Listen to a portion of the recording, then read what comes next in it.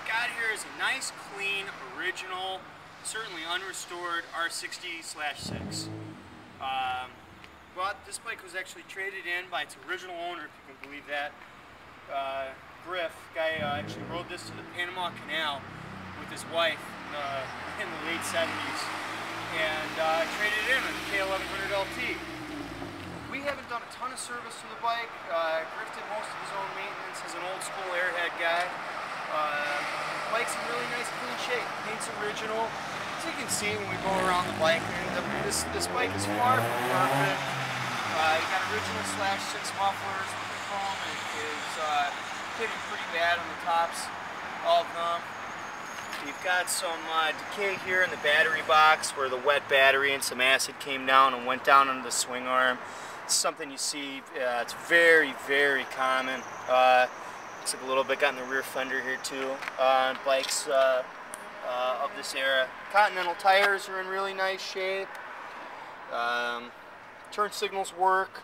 Electric works. Everything works except the horn. Brand new fuel line. Carbs were just rebuilt. Fluid-wise, we didn't do anything to it. He had recently changed the fluids himself. According to him, we checked the levels. The levels were up to snuff, and that was that. If you take a look at the instruments, you'll notice that the tach is missing its needle. So the tach is obviously inoperable. The guys at Overseas Speedometer in Texas could take care of that for you very reasonably. That's where I send all of our tach and speedo work. They're about half the price of Palo Alto speedometer and do just as good of a job. Speedo does work, although the needles, you can see a little bit of paint's coming off there, but it works. 44,000 miles are original. Yeah, you've got the US handlebars. Yeah, chrome's pitting a little bit, but again, they're original. Steering damper's functional. If you take a look at these fork boots, you'll see they're in very nice shape, no cracking. And that speaks to me, lets me know that those boots aren't original. If they were 30-plus-year-old original boots, they would be cracking. And generally that indicates that the front end was rebuilt sometime, fairly recently. Wheels are in nice shape. You got a little bit of chrome pitting on the spokes, but the nipples are in nice shape. The aluminum's in great shape. Very obvious looking at the bike. The patina all matches.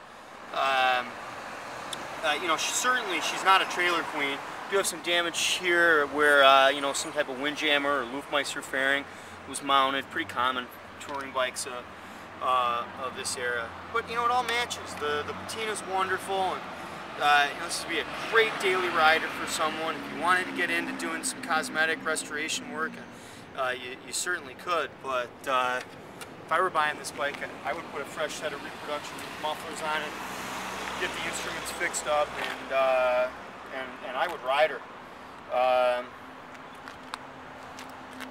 You got a little kiss right there. Also missing a little piece of trim on the seat right here, but the seat's original and it is in awesome shape.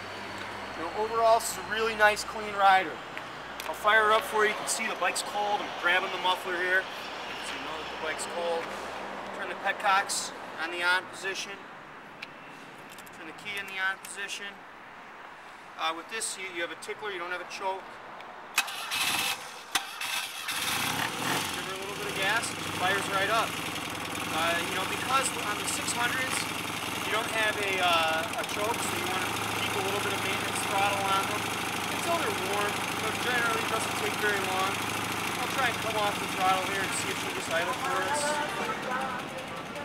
There you go, man. You can't beat that. That's a nice, sweet, purr, airhead idle. Just the way you like it. You're going for a ride.